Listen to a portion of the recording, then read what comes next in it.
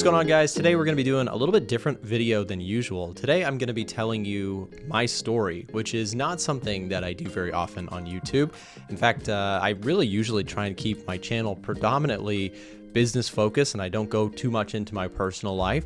But I've had this request a lot, people asking, how did you get to this point with the YouTube channel and with the business and, your trading journey. And I want to tell a little bit of my personal story. Hopefully what this does is maybe it will inspire some of you, but maybe at the very least, it will help you to avoid some of the mistakes that I made along the way in my own journey. Becoming a profitable trader and starting a business, all these things are things that have been the hardest things to do in my entire life. There's been nothing harder in my life than starting a successful business and trading. Those two things equally difficult, incredibly hard. I want to go through it. I want to talk a little bit about how we got here. So let's jump in. So let me brag on myself just for a second, just to tell you where how we're going to start at the end really quick, and then I'm going to go back to the beginning of my story.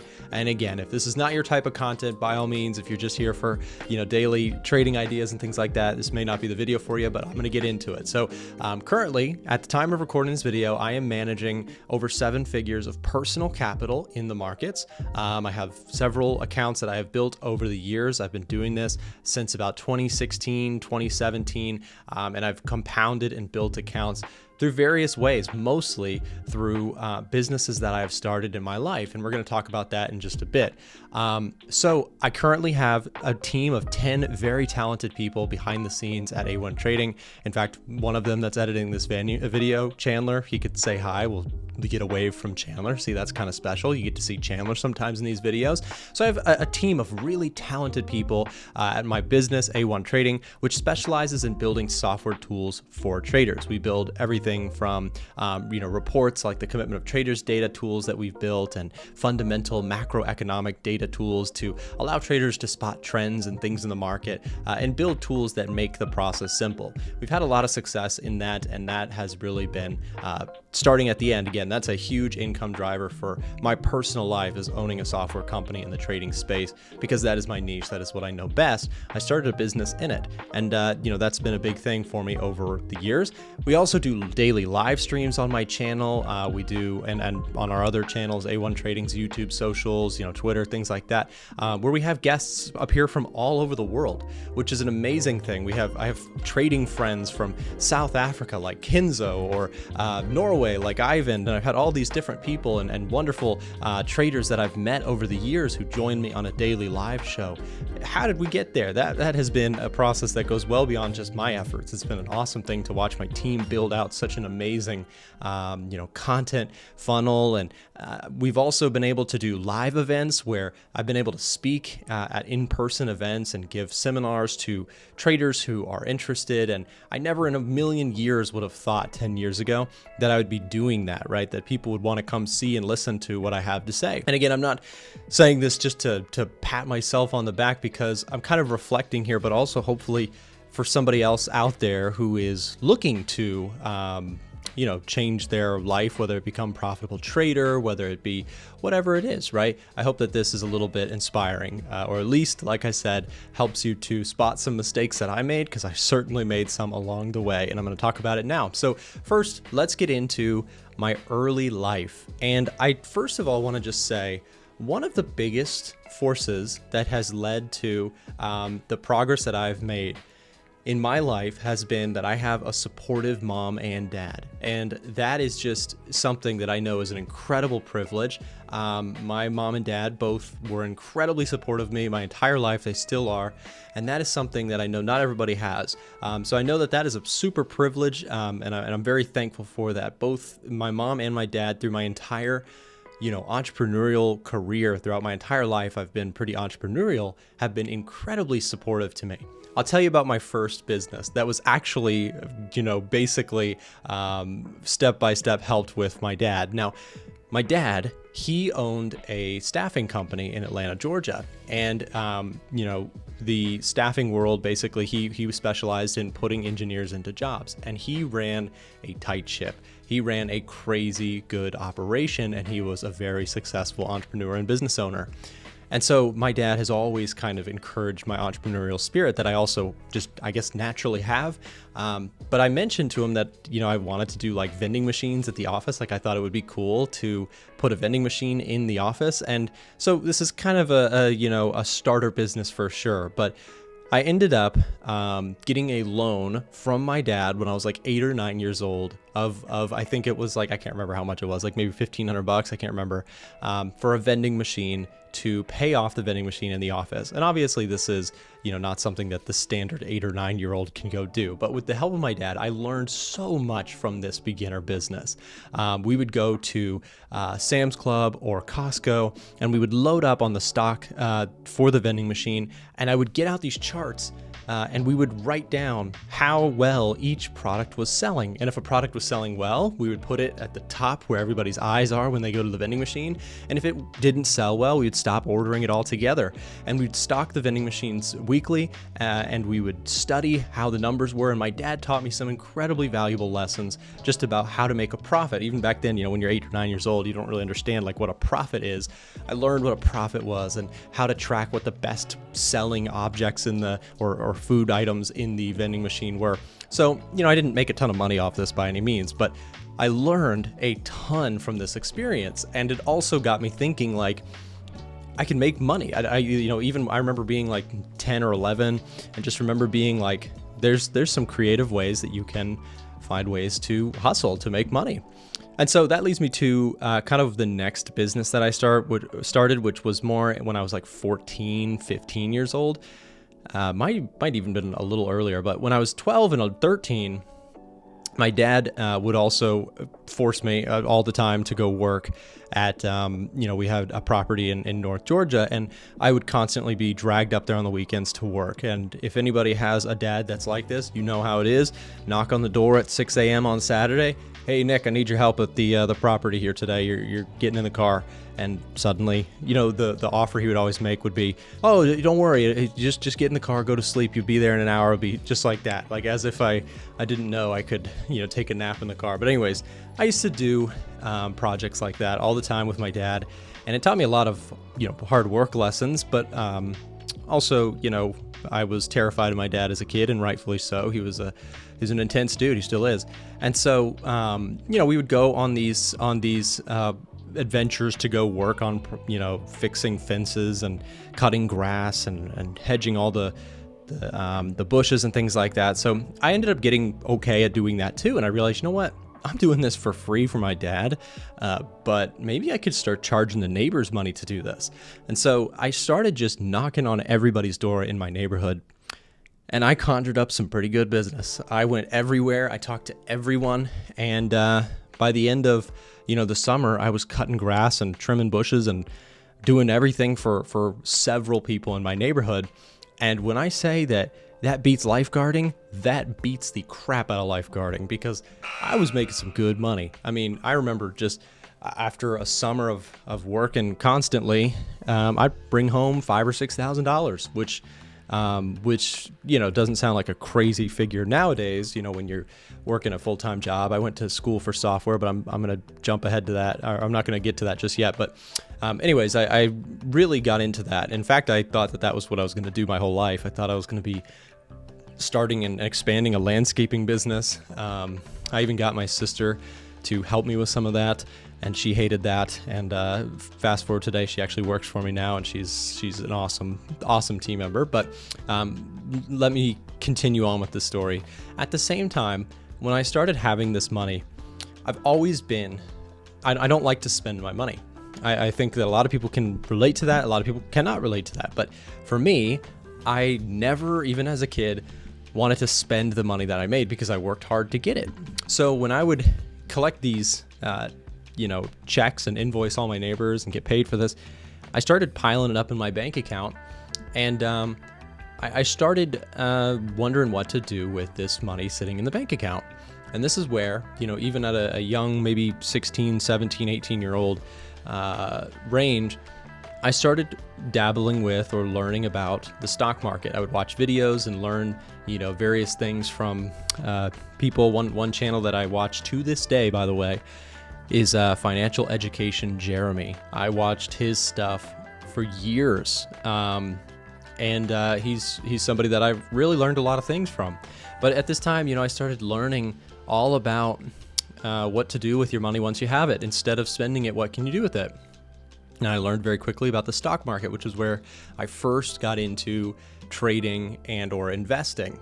But again, I benefited from the fact that I've always been somewhat conservative. Like I've always been like conservative with my money. Like I don't want to spend it. I also didn't want to lose it. So I was like very cautious in the markets. And I would say that I still am today. That's actually served me very, very well, is to be not like a total wimp or terrified of losing money, but kind of just being like, you know what, I want to be very slow and steady conservative. I don't have any interest in going fast, because at the time, I wasn't making my money from the markets. I was making my money from the business that I had started, my landscaping. I just wanted a way to have it grow or compound in the background. And I learned that the stock market was a great vehicle for that, if you have patience and you buy good deals. So I learned more about deals, and this is where, I made my first mistake. I started playing around with penny stocks, and I learned pretty quick that it's very easy.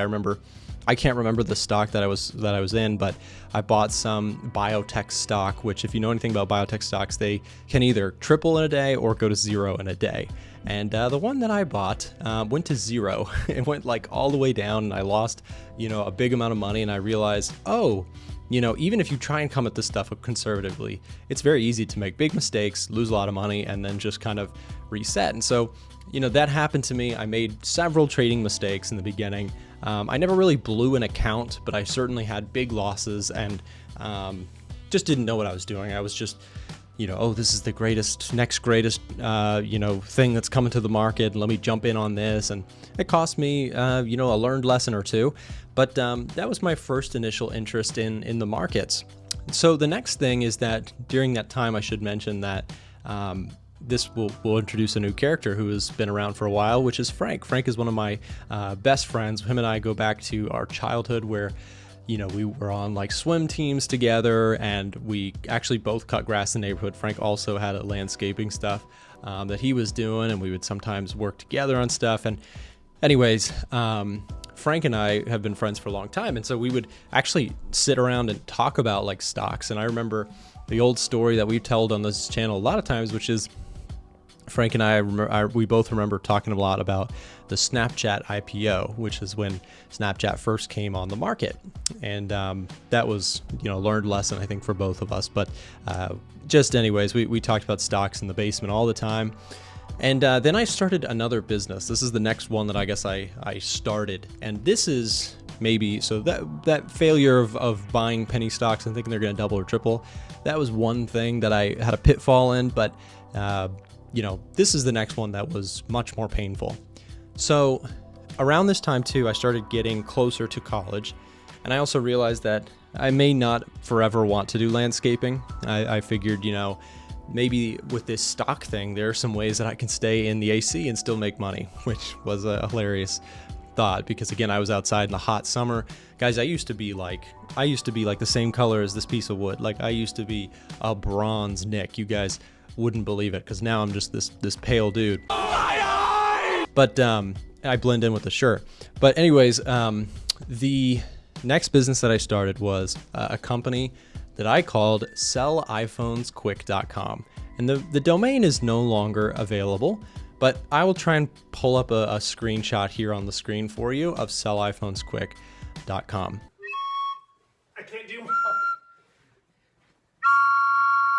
This website was something that I cannot even tell you how many hours into building. Now, I mentioned that I went to school for computer science, and this is before I went to college, what I spent all my time learning how to do. So I learned how to code online, watching videos every night. I would be watching Khan Academy or going through Code Academy to learn how to code, because I wanted to build this website. I had this idea, and I thought it was going to be the next big thing.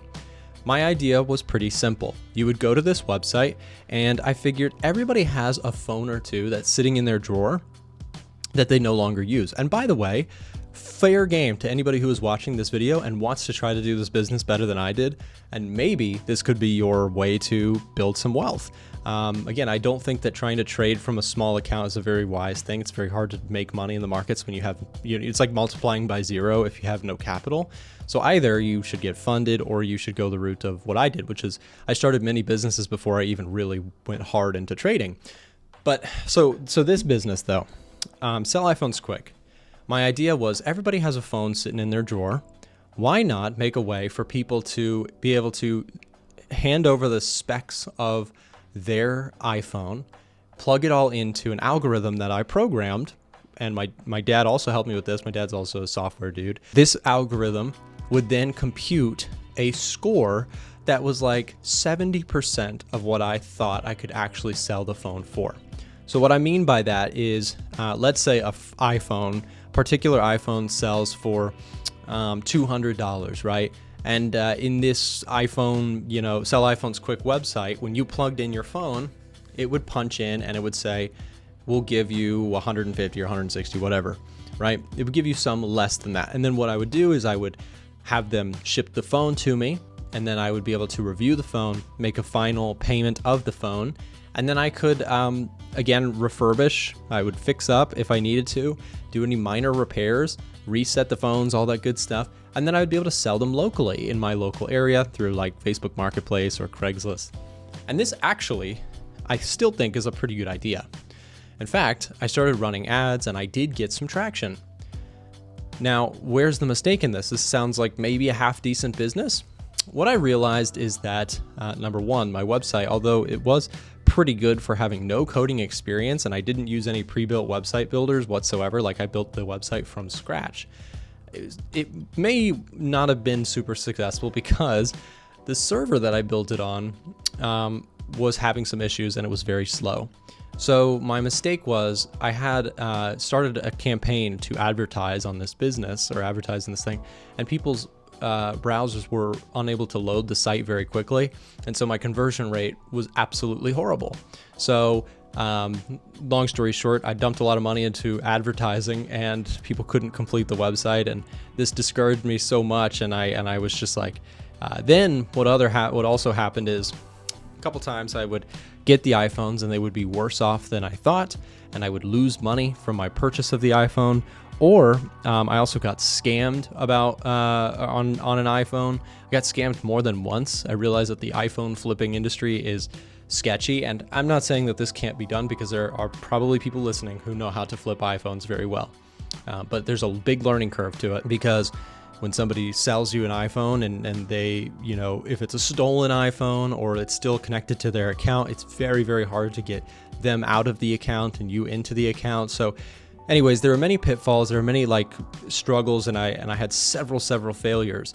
And I don't know if I ever would have kept going with this, because another business idea came along to me that was just immediately more interesting. I'll tell you that in a second. But anyways, I took several losses and learned lessons, and the hit to my pride, when I tell you guys that I didn't go outside in any of my free time, I was programming on that website. I was spending every waking moment. I was just doing this all the time, programming the site, trying to fix it and trying to improve it. And, I had no idea what I was doing. At this time, I think I was 18 or 17, 18, 19 years old. I can't remember exactly, but I wasn't, super experienced in starting any sort of digital business. This was the first one.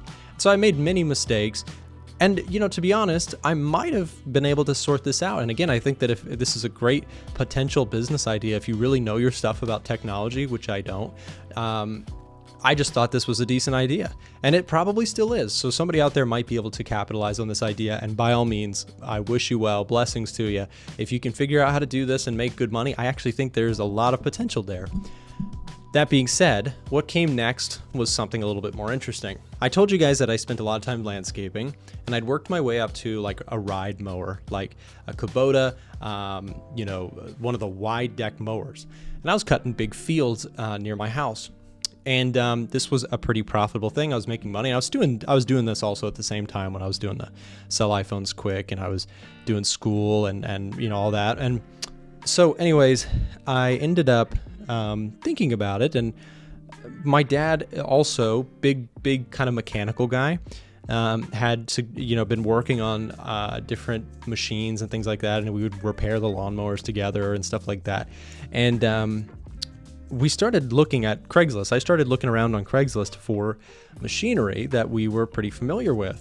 And what I noticed is that why should I be buying and selling iPhones, which are, at the time, used iPhone would be somewhere for between like $100 to $400. Money is different now, so it'd probably be more like $300 to $600 now after all this inflation. It's been, many years since I was doing this, but I started looking at buying and selling like landscaping equipment or like four-wheelers, ATVs, things that might be sitting in a guy's garage. So I started doing this with my dad.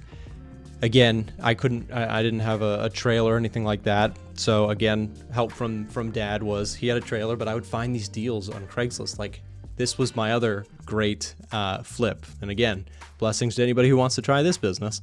This actually was very profitable for me. This is where I made my initial kind of base, bigger money, right? I was making money from the landscaping, making good money each summer from that.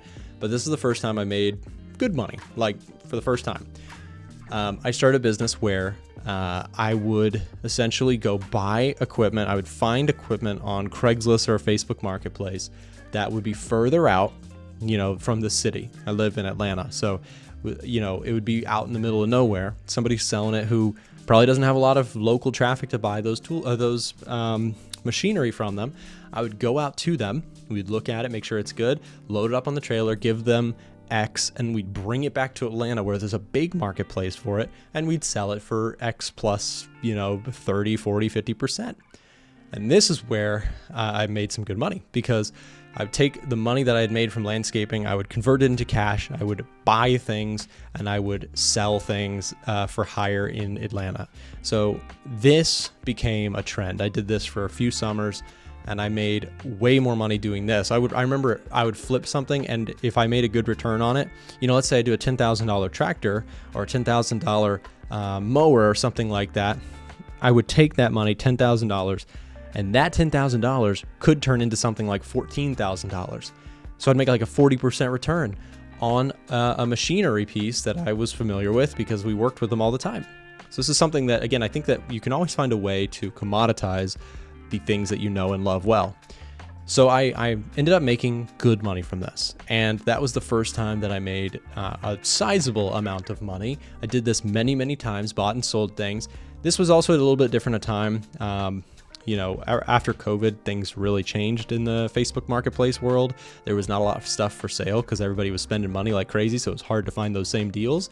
But nowadays, I think it might be slowly coming back. But anyways, I did that for a while. That made a pretty good dent in, changing my financial situation. And then I really got into trading because now I had way more money sitting around. I never actually started trading cold, and I think that this was another blessing for me. I had many other businesses, but I'm going to tell you about the biggest pitfall of them all in just a second. I had many businesses that led to me having extra income before I got into trading. That is a huge blessing. People who get into trading that have no income or they have very little money, that's where they can make easily very, very big mistakes and lose a lot of money. Because again, I've had entrepreneurial experience way before I got into trading, and trading is incredibly entrepreneurial. So they move hand in hand. So anyways, let me tell you finally about the big kind of pitfall that I had with this business, because even this one, which sounds really great, has pitfalls. Here's what happened. We found one deal. A construction company, the owner had passed away, and his wife was looking to sell off the pieces of equipment. She just needed them gone. Sounds like a great opportunity for somebody who's buying and selling equipment. So I priced everything out, and the overall purchase was going to be somewhere in the neighborhood of, I can't remember exactly the numbers, but maybe like $130,000. Like it was a big set of, these were like big boy tools, right? These were like those excavators, and there was a bulldozer and a backhoe. So these were big pieces of machinery. In fact, I'll try and show you some pictures of the tools, the things that we got. These were no joke machines, and biggest ones that I had ever done. Well, we priced it all out, and I remember calculating out that I was going to make approximately $50,000. We'd be able to sell it for like $180,000 total, all of the stuff. There's a ton of stuff. And it was going to take me a ton of work, cleaning up, taking pictures, posting listings, making sure everything works properly, meeting with buyers, meeting with sellers. Like, it was going to be a huge project for me, but I was like 50 grand. And this was when I was going off to college. Are you kidding me? Nobody my age is making that kind of money. And some things, when they sound too good to be true, are in fact too good to be true. Nothing against the lady who sold us the equipment, but we made a fatal mistake, and that mistake unfortunately cost us big. Everything went perfectly to plan for almost every item, except for the biggest item of them all, the excavator. It was a Hyundai excavator, and this is a big boy. Let me see if I can find a picture for this one too, but it's a big boy, and this one had some trouble starting. And not only did it have trouble starting, but we could not get it to start no matter what we tried with very, experienced people helping us, because this is not my super expertise, but with people helping us, we couldn't get it started.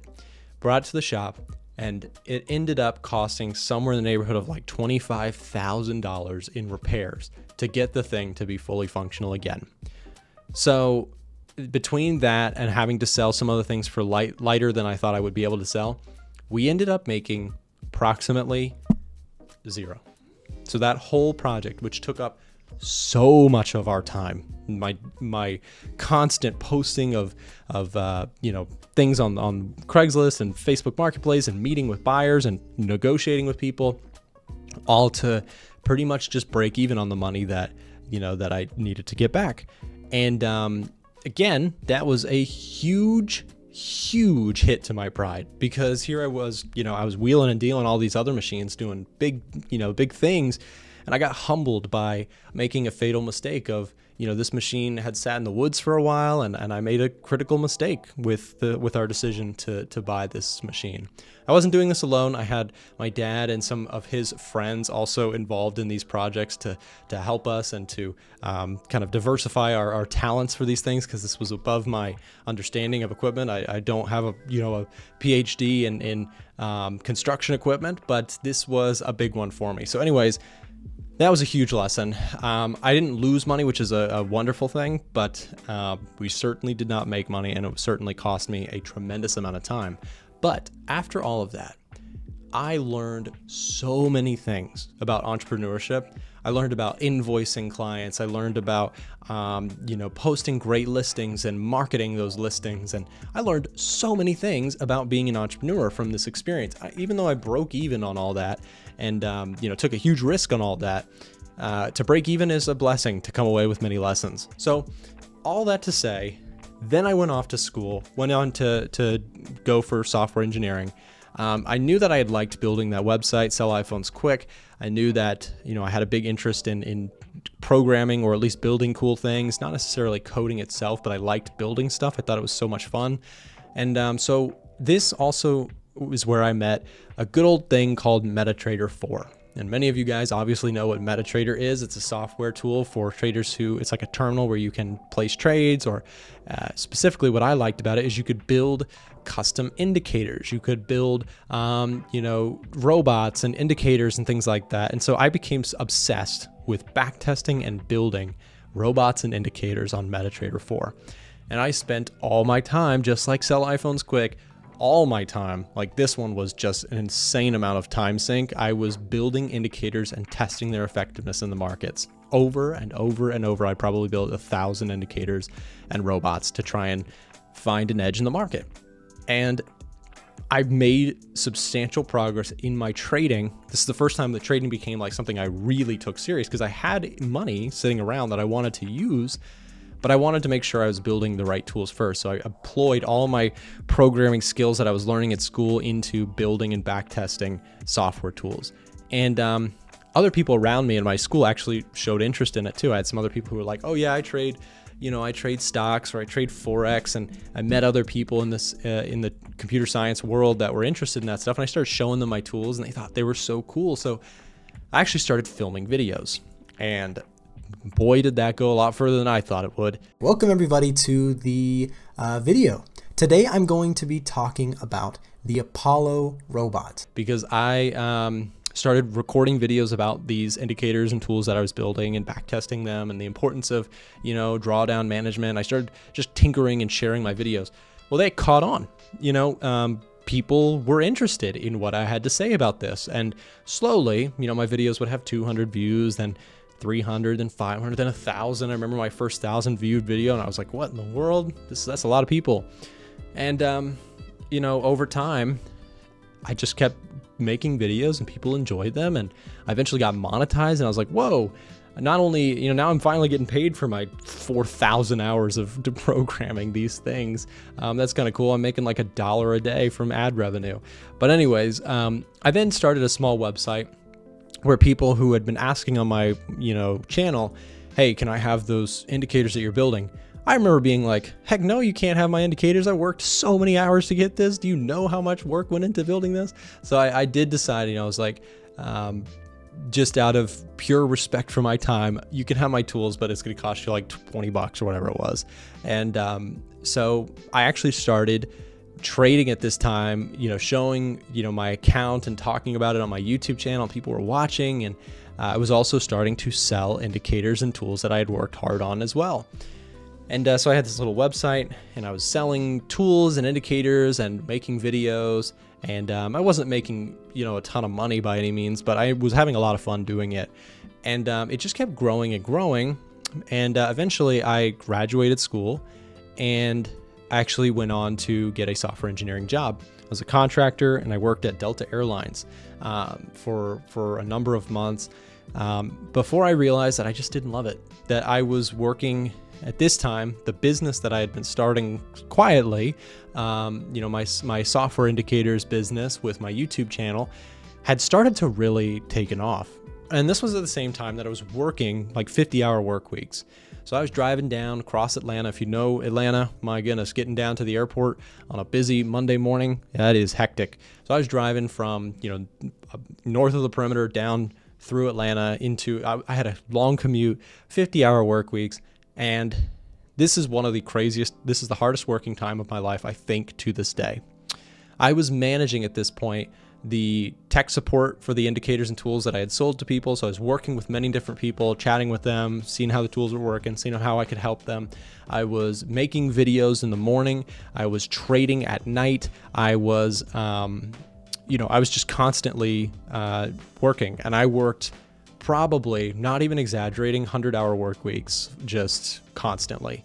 It was almost toxic. Like, actually, it was not healthy. I was working just all the freaking time.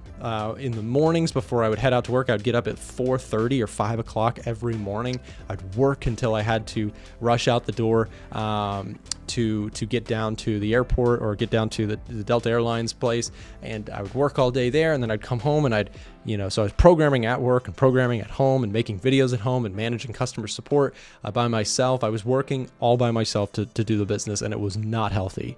I remember being super unhappy during this time because I was like, the job, I really started hating my work, and I just wanted to do my videos and stuff, but even that was becoming so taxing to make videos and do that all day long when I was also exhausted from my work job. So Frank will actually remember the ice cream incident that him and I talk about pretty often.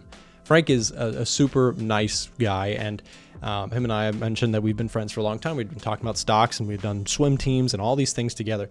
Well, Frank remembers that we would go to this Baskin Robbins, and it would be like on a Friday during this time. And I kid you not, that Friday Baskin Robbins might have kept me sane, because we'd go out with the guys, Frank and some of our other neighborhood friends. We'd go out and get ice cream and just kind of hang out. And that was like the one time during the week during that time where I wasn't working.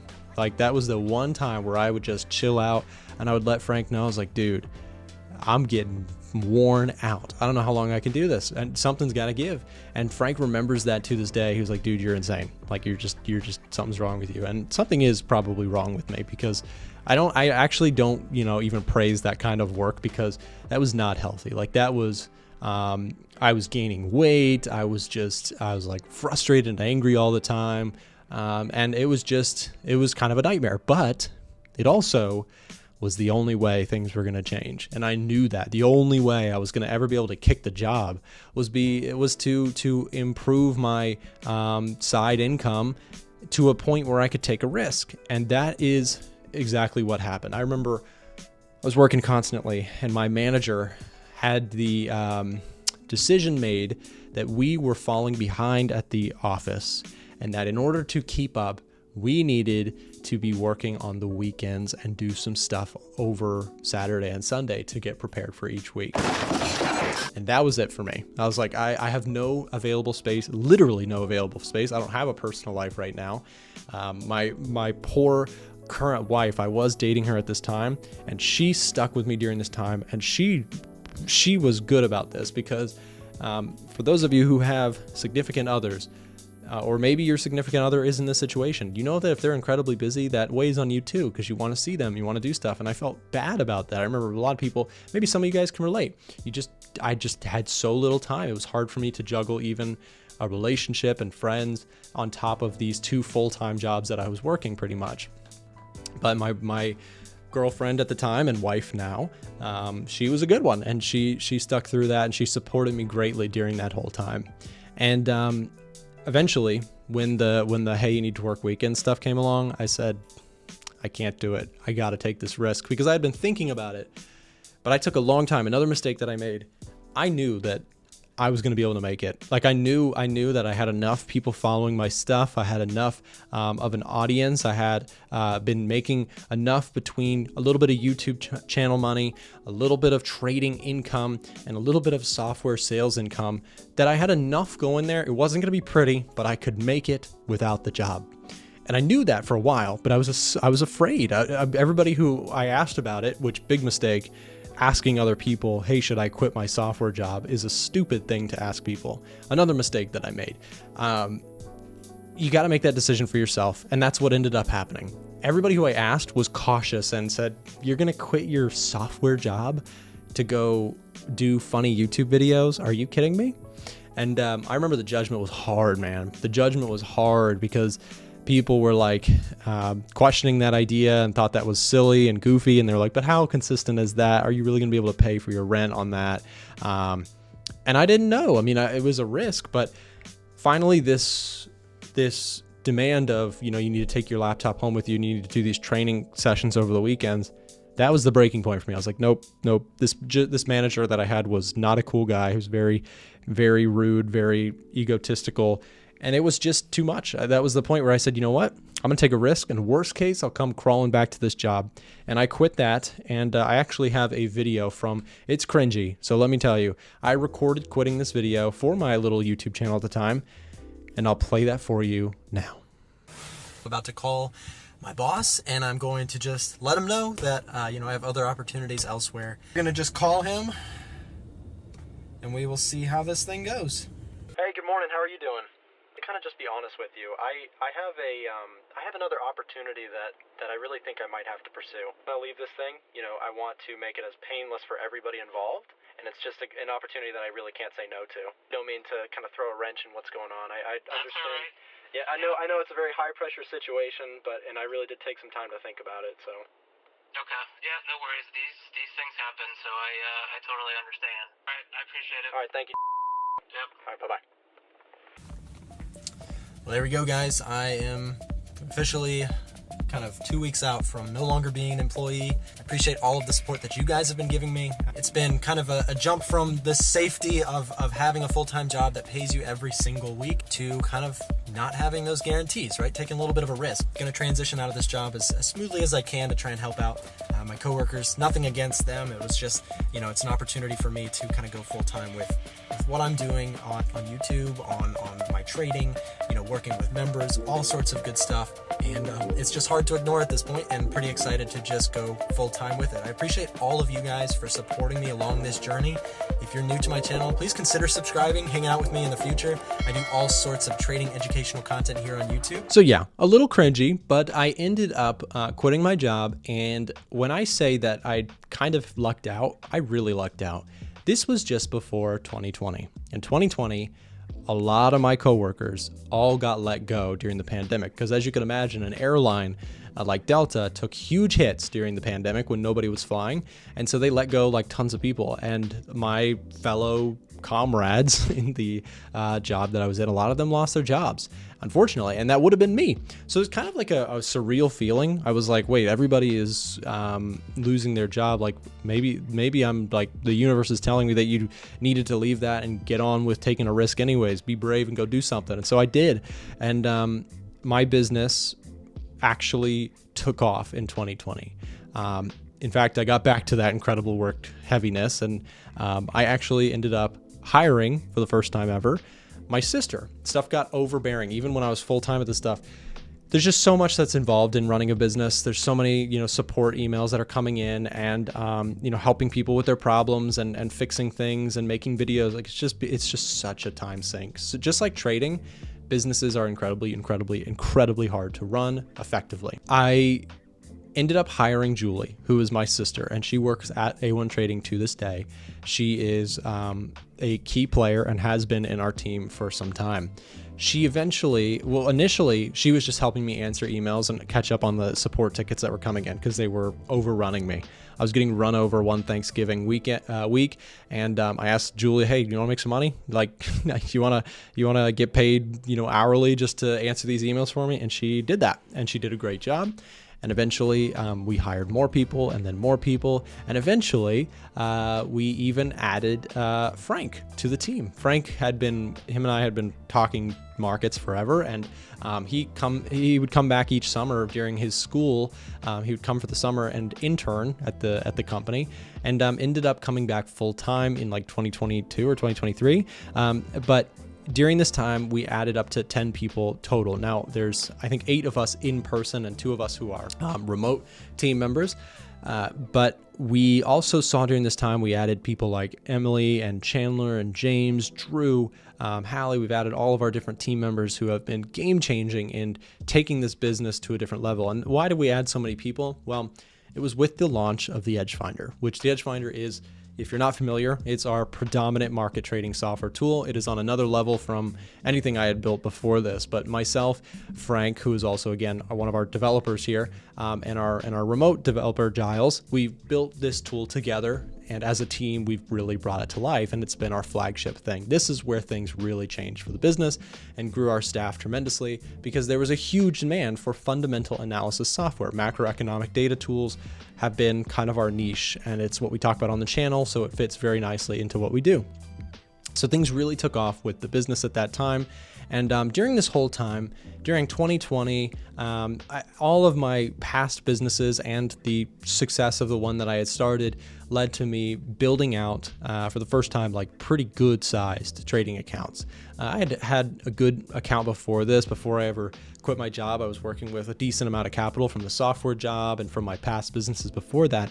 But this was the first time where I really had substantial, ability to build out a big account. And so I never really went the prop firm route. Those things were not really available when I first got started in this stuff. They were very, very niche at that time. Now they're everywhere, and maybe not anymore because now they're all crashing. But this is all just a personal story of how I got funded by starting businesses. So anyways, in the end, again, we've been building out this business as a means to of course fund our trading and things like that. But really, the trading itself has become much, much bigger in the last 3 or 4 years than it ever has been. And that's been fantastic. So between the business and the trading, that's just a little bit of where we got to this point. Where we're going from here, I'd love to just continue to build out being a bigger and bigger software company. That is really what has gotten us to this point. And from my trading perspective, what I'd love to see is I'd love to get myself somewhere to be in the 8 figures range someday. That is a long-term capital goal for me, is to work up to 8 figures of trading capital and compound those gains year after year. And maybe someday way in the future, I'll not do the business side anymore, not do the social media side anymore, and maybe just trade quietly. But to be honest, during that time where I quit my job and I was just working for myself, I was working from home and trading in the mornings and then working in the afternoons at my business.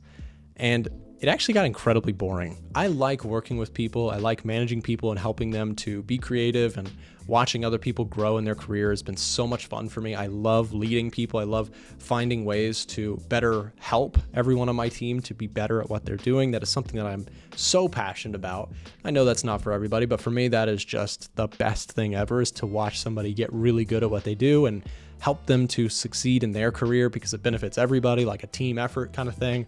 So I do hope to continue to expand the business, expand the team, continue to build what I think are some of the best tools in the market for traders who are looking to incorporate fundamental analysis, macro data into their trading and investing. And I think that that's where the long-term goal is. So I hope this video was helpful to you in some way. Again, I hope it could be inspiring, or at least you could learn from some of the mistakes that I've made along the way. And if you did enjoy this video, do me a big favor, hit that thumbs up button, subscribe, and we'll see you back next time. If you're looking to improve as a trader, we've got some cool free resources here that I wanted to share as we close today's video. Down below in the description, there is a link to join our Discord channel or our Telegram channel. And we also have our website, a1trading.com, where traders can get access to free course material to help you improve as a trader. Remember, we are also live Monday through Friday on this channel around 9:30 a.m. US Eastern, broadcasting most live news events and that sort of thing. So hope to see you there. And also, we do have a couple videos here showing up on the screen. If either of these seems like it might be helpful to you, then make sure to click here or here, and we'll see you there.